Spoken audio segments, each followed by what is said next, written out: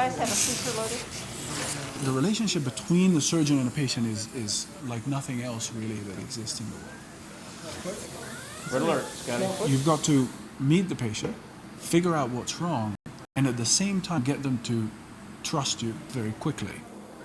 That's one of the highlights of my job, is to be able to establish that relationship with people.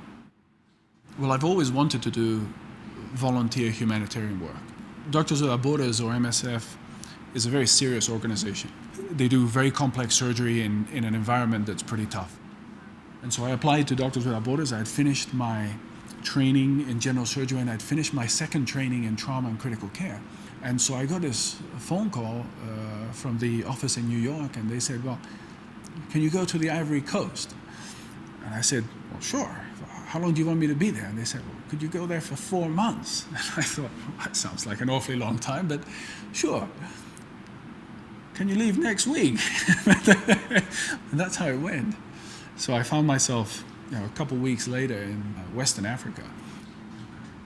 My second trip was a few years later, and that was in Eastern Congo, in a conflict that has been described as the bloodiest conflict in the world since World War II. A rebel group attacked the town that we were stationed, and that happened within 24 hours of my arrival. And they evacuated the entire team except the 2 surgeons and the 2 anesthesiologists that work with MSF. They said, if you guys want to stay, stay, but it's your decision. And so we said, yeah, we'll stay. And we stayed there. We were in the hospital. We never left the hospital for a month with active fighting outside the hospital. That was a very, very intense experience. And then the trip immediately after that was Haiti.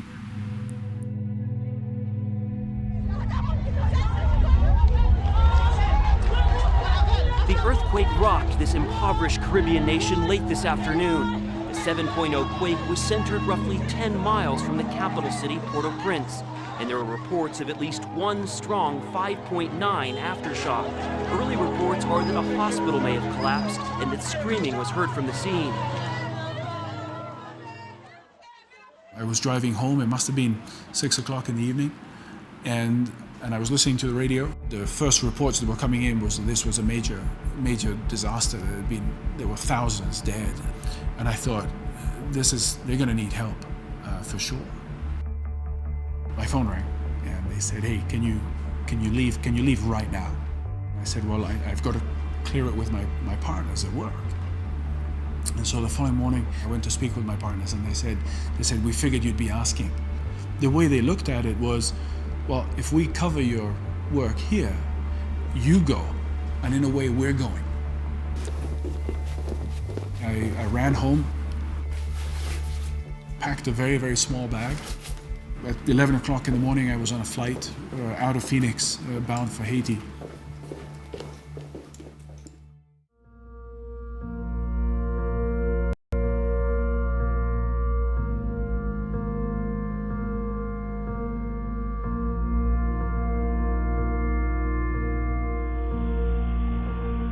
We got picked up by one of our Jeeps there and headed into Port-au-Prince.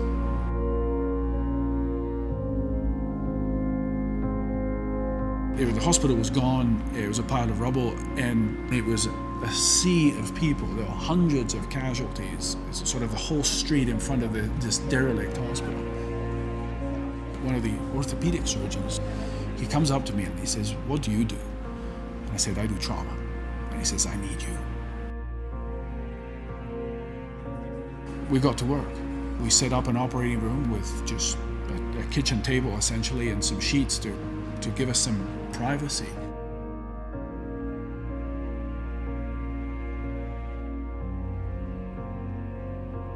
The vast majority of injuries that we were seeing were extremity injuries. People that had been crushed by falling buildings. And so we went to task about trying to save their limbs or amputating the limbs that had been destroyed beyond help.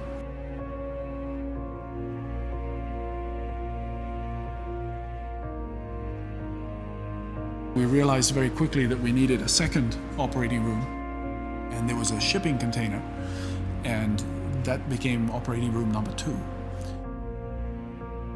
Within 24 hours, we were doing 30 to 40 major operations a day and a night because we were going non-stop.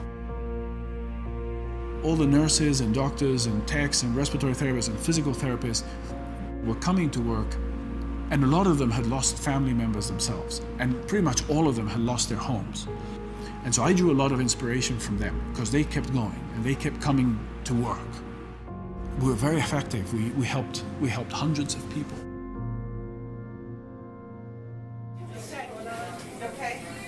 With a 29-year-old male involved in a motorcycle accident.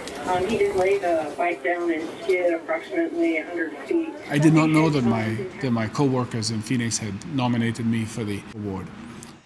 I got an email on my BlackBerry about this. Congratulations, you've been selected. So I looked at it and deleted it, of course, because this is spam.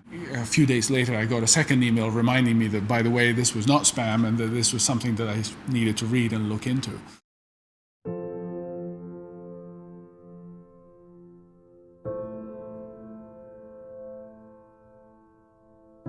In the wake of the recent devastating earthquakes in Haiti, Dr. Jordy Cox, a trauma surgeon, joined a team of physicians responding to the disaster. Dr. Cox performed surgery in the streets under the worst of conditions. The recipients of the Medal of Honor are an amazing group of guys, and each one of them has done things for this country that they never thought that they could do. That was one of the common themes in talking to them was, I was just doing my job. But in a way, that's what I felt, you know? I was just doing my job. You do what you think, what your heart tells you to do. This is what you're supposed to do. For his tireless service and willingness to repeatedly put himself in harm's way in the execution of his duties, we honor him today. Ladies and gentlemen, Dr. Cox. If you're capable of working in these environments, you have a responsibility to. If I'm going to be given the choice between an assignment that doesn't have danger and an assignment that does, well, I think it's going to be easier for an organization like MSF to find someone to fill the spot for the non-dangerous assignment. So I'm going to sign up for the other one.